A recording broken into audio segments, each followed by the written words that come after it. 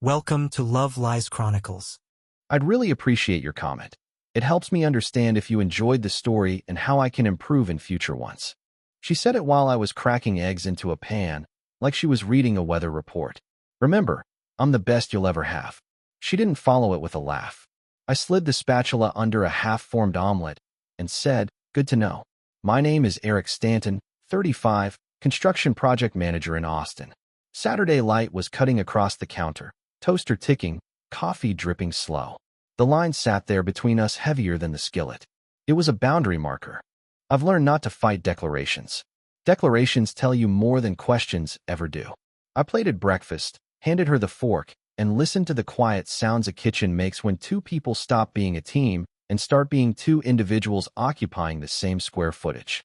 She ate 3 bites and started scrolling. The little flick of her thumb over glass was louder than any slam of a door. That sentence didn't come out of nowhere. For a year, the temperature had been dropping by degrees so small I could pretend it was nothing. A shrug when I reached for her hand in the movie theater, a locked phone left face down, a new hobby that didn't need me. She used to ask about jobs I was running, the concrete delays on South Congress, the inspector who loved to fail us for the thrill of it. Lately, she'd ask if I could be done by 7 and then disappear by 6:55. The project of us was losing funding. I'm not dramatic by nature. You can't manage cranes and crews if you chase every gust of wind. But construction teaches you to see hairline cracks before they become a fault line. You learn to keep a mental punch list, small fixes that prevent the whole thing from leaning. Her line that morning, "Best you'll ever have," went straight to the top of that list. Because of the certainty. Certainty that I would accept it. Certainty that I would revolve around it. I rinsed the pan. She stood up, kissed the air near my cheek, and said she had errands. I watched our front door close and felt that strange sensation I'd been ignoring for months. How the house grew bigger when she left. I don't mean quieter.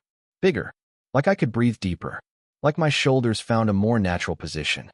That's not how marriage should feel, and the fact that it did said more than anything either of us had spoken all winter. There had been other tells. She started calling my job busy work, like the buildings that paid our mortgage were hobby projects I stacked like Legos in my spare time. She switched passwords on things we used to share, then acted confused when I asked for the new login. She stopped wearing her ring to yoga because it caught on the mat. She used to come home and curl her feet under my leg while I proofed submittals. Now she'd sit on the far end of the couch, the distance framed as comfort, like proximity had become an effort. These were not catastrophes. They were measurements. Tilt a degree here, a degree there, and suddenly the whole structure lists. I noticed myself adjusting to her weather. I learned which jokes she'd still accept and retired the ones that earned an eye roll. I cooked dinners with fewer surprises. I suggested fewer weekend plans because I got tired of watching my ideas die on the kitchen island. I don't say that to make her the villain. She didn't ask me to shrink. I did that quietly, thinking it was kindness. But kindness that amputates pieces of yourself turns into resentment with a nice sheen. The week before that breakfast, I had already started small repairs. On me, not us. I updated the emergency contacts at work. I moved my brother's number above hers. I went back to the gym that opens at 5 and remembered what it feels like to sweat for myself. I stopped texting first during the day. Not a punishment, just data. You learn a lot from silence. Some days she noticed and made a point not to close the gap. That told me more than a fight would have. I think what bothered me most about her sentence wasn't the claim. People believe all kinds of things about themselves. It was the economy of it. Best you'll ever have. It assumed a market, assumed a ranking, assumed I was comparing apples to apples when I'd long ago switched to asking different questions. Do we repair each other's days? Do we raise the temperature in the room by walking into it? Do we notice the small things, like the way one of us has started eating dinner standing up, because sitting down feels too formal for what passes as conversation now?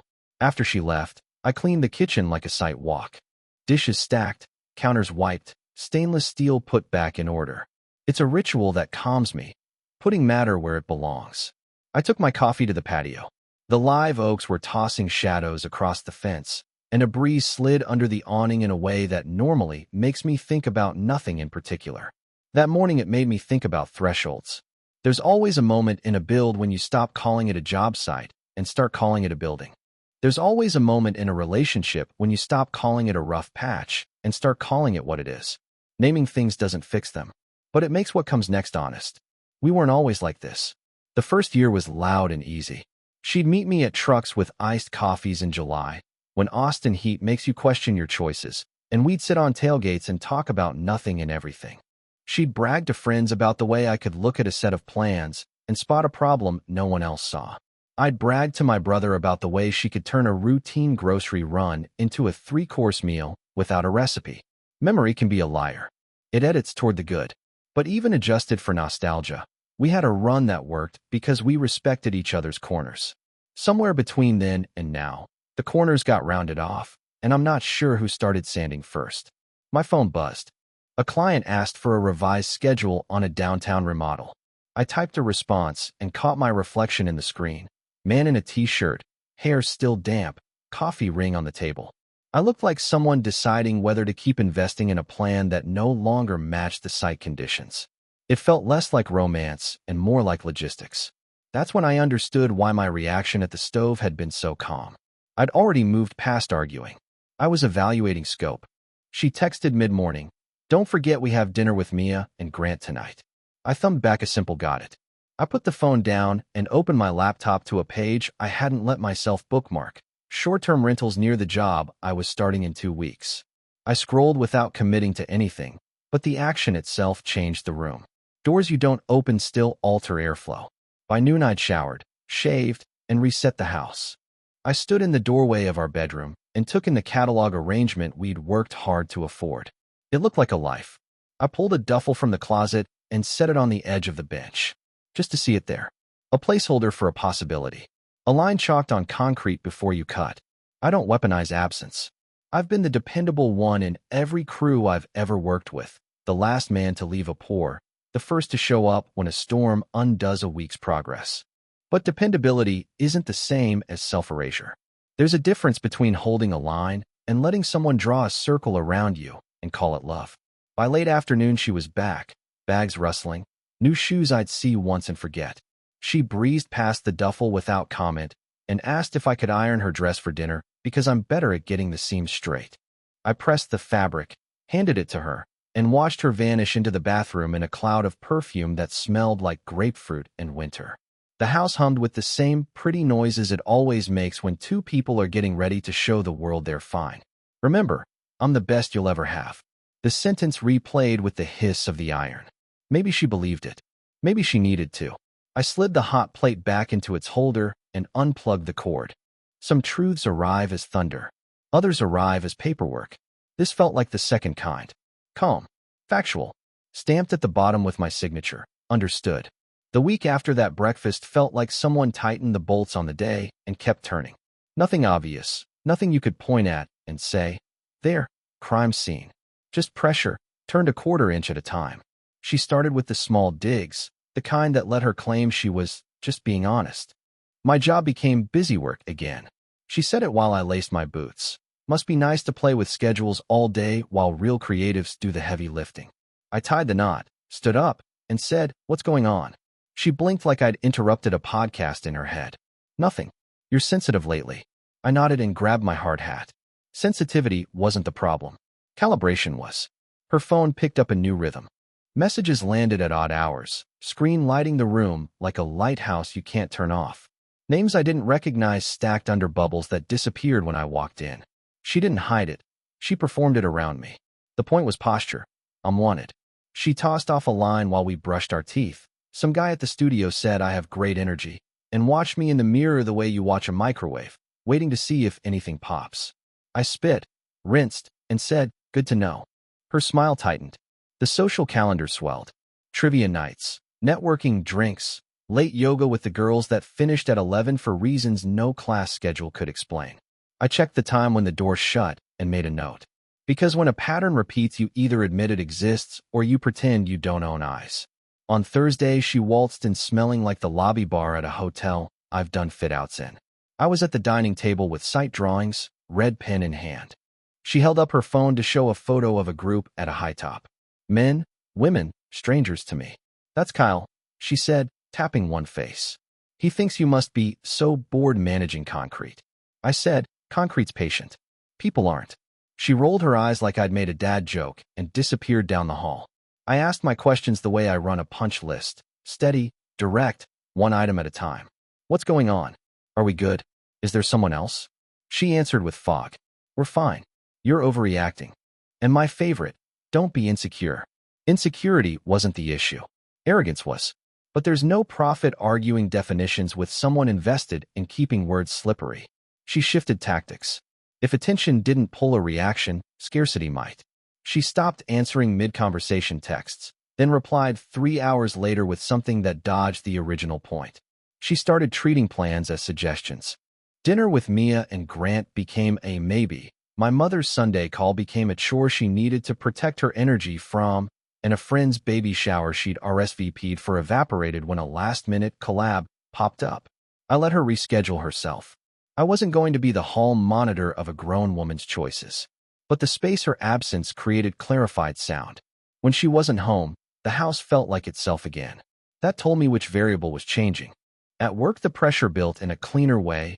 Permits delayed, a surprise inspection, a subcontractor short on labor. That kind of pressure I understand. It has rules. I can solve problems that stick to physics. At home, the physics were off. I'd get back at 7 and find her dressed like she was headed to a second job that paid in compliments. She'd say, "Don't wait up," and watch my face. I started giving her nothing to read. I hung my keys, poured water, stretched my back, and took my time making something simple for dinner, the way I do on rain delays. Silence isn't absence. Sometimes it's authority. A few friends noticed before she did. Grant asked me on the sidewalk after dinner, "Everything okay with you too?" I said, "We'll see." It wasn't code. I meant it. He nodded like he recognized the line from his own house once. Everyone has a version of it. The moment you stop defending and start measuring. One night, she came home with a glow she didn't know to whine. I was on the couch reviewing RFIs. She tossed her bag, sank into the cushion opposite, and put her feet in my lap like we were fine. "Do you ever think you settled?" she asked. It was bait. Settled how? She shrugged. Austin's full of options. People reinvent themselves every 5 years. I lifted her feet, set them gently beside me, and said, "Reinvention isn't a personality. It's maintenance." She stared at me like I'd spoken a dialect she didn't want to learn. The test got pettier. A pointed laugh at a joke I made in a group, the kind that tries to enlist the room as a jury. A comment about my shirts being too try-hard for a guy my age. A remark to Mia about how some men peak in high school and don't realize it until their hairline tells the truth. I felt my jaw work, then relax. I've been on sites where some kid with a clipboard tries to flex in front of a union crew. The crew doesn't shout. They let him run out of rope. 2 days later, she changed the streaming passwords. She said the platform had logged her out. I asked for the new login. She said she'd send it. She didn't. I read a book. She noticed. The next morning, she made a point to play music she knows I hate while she got ready. I turned it down to a human level and went for a run. On the trail, I counted breaths and decided something simple. I wasn't going to be trained by noise. When the pressure didn't crack me, it turned sentimental. Old photos appeared on her Instagram story with captions like "Love this guy," tagged with my handle, posted at times she knew I was in meetings. In person, she was still cool, but online I looked like a prize she was polishing. It was optics. She wanted witnesses for a narrative. "See how generous I am to this man I'm bored of." I closed the app and answered 2 emails from a supplier who actually needs my attention. The only time my voice rose was when she took a shot at my crew. She said, "Those men worship you because you sign their checks." I said, "They respect me because I don't vanish when concrete sets wrong at 4 a.m. Then I lowered my voice back to normal. She stared like she'd lost the script. I didn't elaborate. You don't convince someone who benefits from misunderstanding you. A small thing broke the week in half. She came home late, tossed her keys, and asked if I could fix the cabinet hinge because it squeaked. I was already standing with a screwdriver in my hand. I tightened the 2 loose screws, opened and closed the door. "Quiet," she said. "See? I need you." It was leverage disguised as praise. I wiped the counter, set the driver down, and looked at her without speaking. She filled the silence with a laugh that didn't land anywhere. By Friday, the pressure was whether you adapt to until you forget you're soaked. I went to the gym at 5, showered, shaved, put on a shirt she once called my date shirt, and headed toward the garage. "Where are you going?" she asked, a little too fast. "Plans," I said. With who? With myself. She laughed like she'd won something. Be home by midnight. I looked at the clock, then at her, and said nothing. In the truck, I sat for a minute with my hands on the wheel. This is the part where most men beg, bargain, or break a lamp. I wasn't going to do any of that. Pressure reveals structure. What the week showed me wasn't new. It was just legible now. She didn't want a partner. She wanted an audience. I could keep paying admission, or I could leave the theater without making a speech. I put the truck in drive and let the gate open on its slow motor. The night felt clean. The bolts were tight enough. Time to stop letting her turn the wrench. When someone tells you they're the best you'll ever have, the only thing left to test is whether you need best defined by them or by your life without them. So I mirrored her logic. She wanted options, attention, the comfort of orbit. I gave her space, more than she could use, and stepped out of the gravity well. I started with time. I moved my mornings earlier. Gym at 5, lift, row, stretch, shower at the locker room. The quiet hum of men who don't talk much at dawn steadied me better than coffee. I'd be home by 6:30, light coming thin through the blinds, and instead of waiting on her schedule, I made eggs, ate, rinsed the pan, and opened the laptop to knock out emails before Cruz clocked in. She'd drift into the kitchen around 7 in one of those big sweatshirts that pretends at innocence, and check her phone before she checked the room. I didn't offer headlines from my day. I said, "Morning," and meant it. Then I left. At the site, I took an extra walk with the foreman, pushed a couple vendors who'd grown comfortable, and added a Saturday half-day to catch up while the city was quiet. It was focus. The job felt cleaner than it had in months, because my mind wasn't split between a building that would stand for decades and a house where a woman was auditioning applause. The crew noticed the difference before I said a word. Men respond to presence. So do relationships, but in a different way. When I stopped trying to sell her on us, I became easier to be around everywhere else. Evenings, I put structure where noise used to live. Monday and Wednesday, boxing. Not to hit anything living, just to remember the cadence of my own feet moving toward a target. Tuesday, dinner with an old friend who'd stopped inviting me because I always had to check. Thursday, a class at ACC, project risk and contracts. I sat in the back with a notebook and left with 3 ideas that would save me money this quarter. Friday, I took myself out. New steakhouse that smelled like money. Then a blues bar off 6th where the guitarist played like he had nothing left to prove. I dressed like I respected my own company. Clean lines, boots shined, shirt I used to save for anniversaries. I matched her communication style with precision. She went vague, I went fewer words. She framed plans as weather. I brought an umbrella and stopped asking if it would rain. I turned off read receipts, muted the group chat where her friends lobbed grenades made of advice, and moved our shared calendar to view only for me. If she wanted to schedule me, she'd have to speak to me. If she wanted to know if I'd be home for dinner, she'd discover what she used to. You ask, you get an answer. If you announce, you get silence. The first time she tested the new frame, it was a Wednesday. She stuck her head into my office and said, "We should try that new mezcal place Friday." I looked up from spec sheets. Can't. I had already bought a ticket to a show at the Paramount, single seat, balcony. She blinked like I'd misread the cue. "You always like trying new spots." "I do," I said, and sent an email. She stood there a second too long, then stepped away. A week earlier, I would have offered Saturday instead, then juggled my plans around her mood. I didn't this time. My life wasn't a rush job anymore. I mirrored her social optics, too, but without the theater. If I posted, it was a photo of a blueprint sprawled over a tailgate at sunrise, or a book on a bar napkin with a glass of water sweating beside it. When guys at the gym nodded, I nodded back. A woman at the bar asked what I was reading. I told her, and when she smiled wider than the question required, I smiled back and went back to the page. My ring stayed on. My posture said nothing to sell.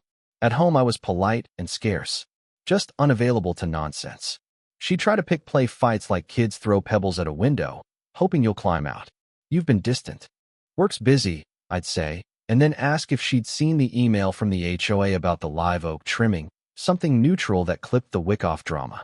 If she declared a girls' night at 9 p.m., I told her to have fun and kept polishing my boots. If she slung a bleak little suggestion about men who peak early, I'd check the roast in the oven and ask if she wanted a plate. It's hard to keep a spark going when the tinder's wet. The duffel I'd set out as a thought experiment turned into a staging area. A spare set of toiletries went in. 2 pairs of socks. A clean white tee rolled tight, then another. I didn't hide it. She looked at it twice without asking. Mirror logic. She'd been setting scenes for months, locking her phone on the island within my line of sight. I let the canvas bag speak the same language. She tried sweetness next. A hand on my shoulder as she reached for a glass. The soft-voiced question about whether I needed anything at the store. The sudden appearance of a dessert I like. I appreciated each gesture and treated it like weather. Pleasant when it passed, not something to build on. She wanted an audience to her generosity. I offered reception without commentary. Praise is a contract when you give it in a drought. I wasn't signing for temporary rain. Midweek, I made a bank appointment and moved the auto-pay on 2 bills to my personal account. Nothing dramatic, nothing she could call punitive. Just cleaning my side of the street so a late payment wouldn't become a fight over responsibility. I canceled a streaming platform I'd never watched and reactivated my library card. The cost of attention fell, the value rose. She noticed the wardrobe before she noticed the calendar. "You're dressing up a lot lately," she said, looking me up and down like a TSA agent. I glanced at her and smiled. "I like feeling like myself." She laughed without humor. "For who?" "For me," I said, and walked to the truck. The simplicity threw her off balance. If she was the sun and I was revolving, who was I getting warm for on my own? The moment I knew the mirror was working came on a Friday. I left early to visit a supplier's yard. I came home with sawdust on my sleeves and a quiet in my head I hadn't earned from her in months. She was in the kitchen in a dress that asked questions. "Where are you going tonight?"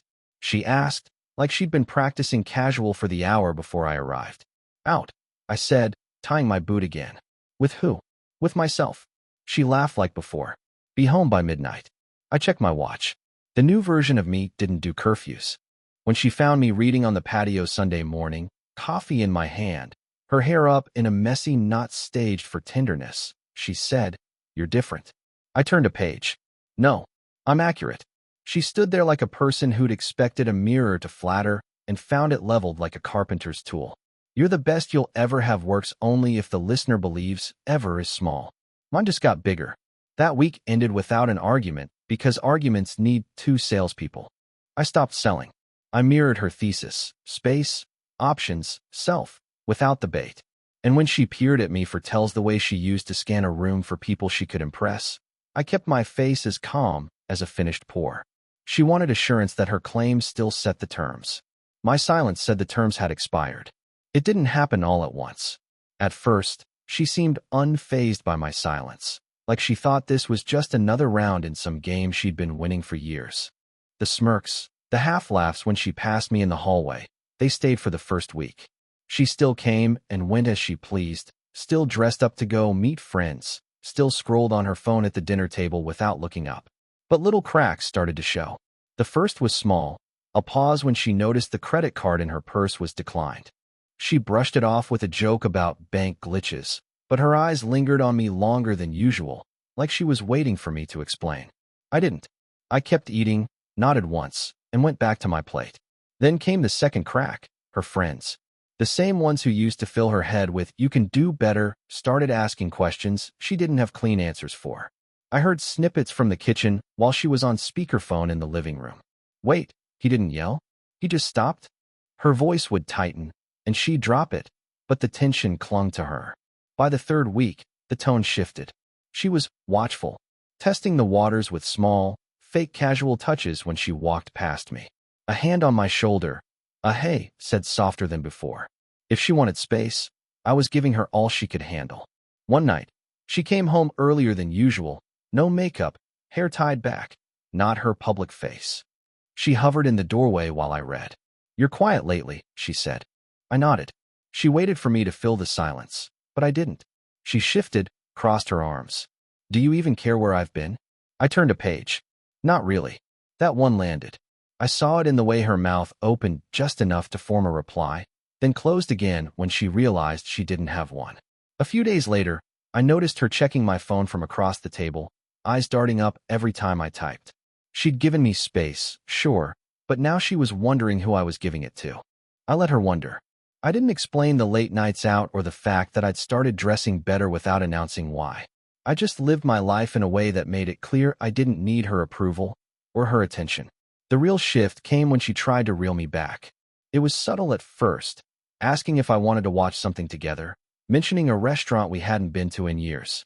Then she pushed harder. She brought up that night, the one where she'd told me she was the best I'd ever have. I didn't mean it like that, she said, searching my face for a reaction. I gave her none. She wasn't used to her words falling flat. And that's when panic set in. I saw it in her eyes when she walked into the kitchen one morning and found me humming, coffee in hand, fully dressed for the day before she'd even woken up. I was already out the door before she finished her sentence.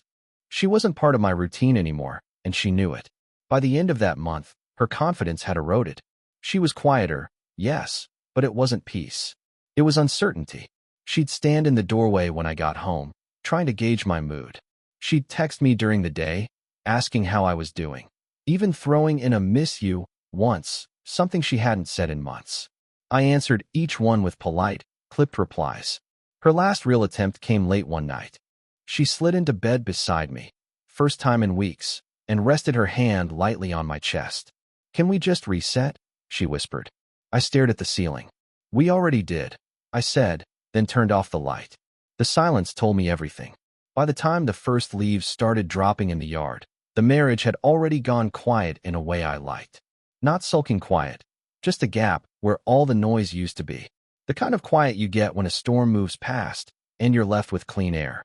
I'd stopped thinking of it as us weeks ago. My life had edges again, boundaries.